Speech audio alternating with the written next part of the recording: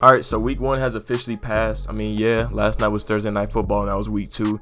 But we're not going to cover that. I mean, that was a pretty good game, though. But without further ado, let's get straight into it. So let's start with the 4 most surprising quarterbacks to me. The ones that were the most poised in the pocket and the most accurate. And it kind of came out of nowhere for me. Let's start with Dak Prescott. Dak Prescott, he played amazing for the Cowboys this week.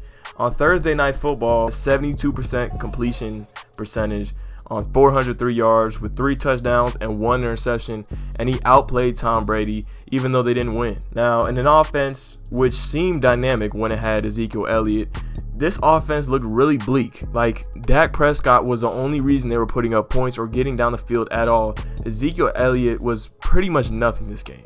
He had 11 carries for 33 yards. That's about 3 yards in an attempt. That is terrible. We don't see Ezekiel Elliott play this bad. This is one of the worst games of his career, and Dak Prescott just basically put him on his shoulders. Completing 42 passes is great. It's amazing. But the fact that Dak has no help in the backfield with him with Ezekiel Elliott kind of sucks. It takes a lot more pressure, and it puts a lot more pressure on Dak. And even though he has great receivers like CeeDee Lamb and Amari Cooper, like, there needs to be another way to score with this offense, and it's probably not going to happen. Ezekiel Elliott, after that big extension, has looked so bad. He's not looked like himself at all. I hope he gets back to his normal form because Dak is going to have an amazing season, and I don't want it to be wasted because Ezekiel Elliott is running like a granny. The next quarterback which surprised me was Teddy Bridgewater. Teddy Bridgewater completed 77% of his passes, completing 28 of them for 264 yards, 2 touchdowns, and 0 interceptions. Now, this was against the Giants defense, which was very hyped up and overrated. People thought that the Giants were going to beat the Broncos because they had the better defense and the Broncos have no offense. Like, first of all, no, the Giants don't have a better defense than the Broncos. And second of all, there was offense with the Broncos. Like, we have good receivers. We have a really good quarterback, at least for right now, in Teddy Bridgewater. The most important thing about Teddy Bridgewater to me is, I mean, he just looked great. Like, he completed 13 completions in a row at one time, and he just kind of crushing the narrative that the Broncos have a terrible offense, and especially in a stacked division like they are in, they need to find offense soon. I mean, the Broncos have not made the playoffs in years, and it's hurt me as a fan, but I think we can get there this year as a wild card. But nonetheless, if Teddy Bridgewater stays somewhat consistent and still has these great games, I do not see a problem with us making the playoffs. I think we should easily make it. The next most poised quarterback that surprised me was Jameis Winston. Now, I'm also a Bucs fan because I'm from Tampa Bay, but when I was watching him on the Bucs, I was like, bro, he's kind of like very inconsistent, and he's just not focused. You know, in Tampa Bay, he did get hit a lot because our O-line was not that good back then, and yeah, our weapons were a little bit more limited. We basically had Mike Evans and some very mid tight ends, but he just looked very raw, and I was always considering, like, is his decision-making ever going to improve? Because there was that one season where he had 30 touchdowns in a season, but I'm pretty sure he also had 30 interceptions that season. I'm pretty sure that's a record. That's that's funny as hell. But my biggest concern with Jameis Winston was his decision-making. Like, he was kind of trigger-happy with throwing the ball, and he was always willing to run, but I don't think he ever did it at the right times. But the first week, this week, he really proved us wrong. He really showed off that cannon, that he has that long ball, and he also had a rushing touchdown too.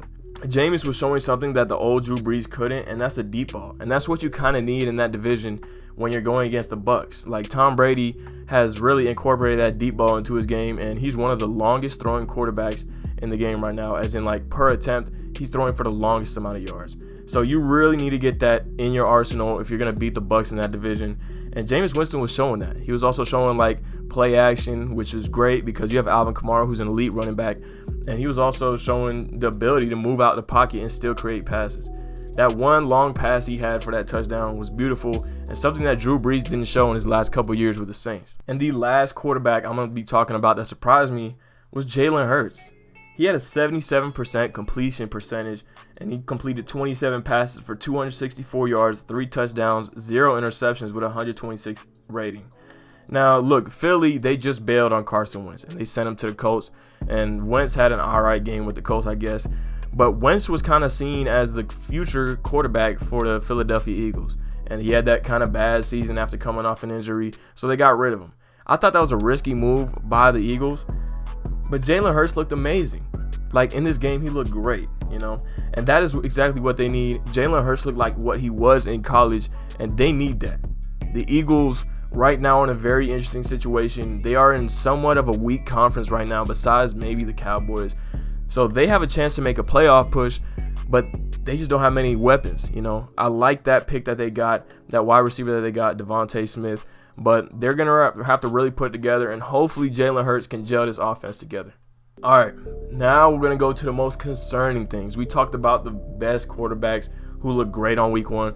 Let's talk about the most concerning things from week 1. And let's start with the 49ers defense. You let Jared Goff throw for 338 yards and 3 touchdowns. By the way, Jared Goff's weapons were not Calvin Johnson like it was with Matt Stafford. It was TJ Hawkinson, DeAndre Swift, and Jamal Williams, who was his running back, who caught for like 50 yards. Who are these people? If Jeff Okudah did not have a disaster class, man, Detroit might have won. And Detroit is projected to get the first overall pick and completely suck this season because they have like no star on their roster.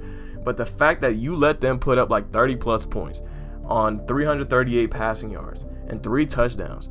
You are the 49ers. The 49ers made the Super Bowl recently. Like, what are you doing, San Francisco? I understand you got the win, but that was a lot of Jimmy Garoppolo too. Trey Lance didn't play much. The Niners are a weird team. I think they have a chance of finishing last in their conference, considering the conference is so strong with like Kyler Murray, Russell Wilson, and other people like that. Now let's get into the second most concerning thing. And this might only be me, but this is the Jacksonville Jaguars.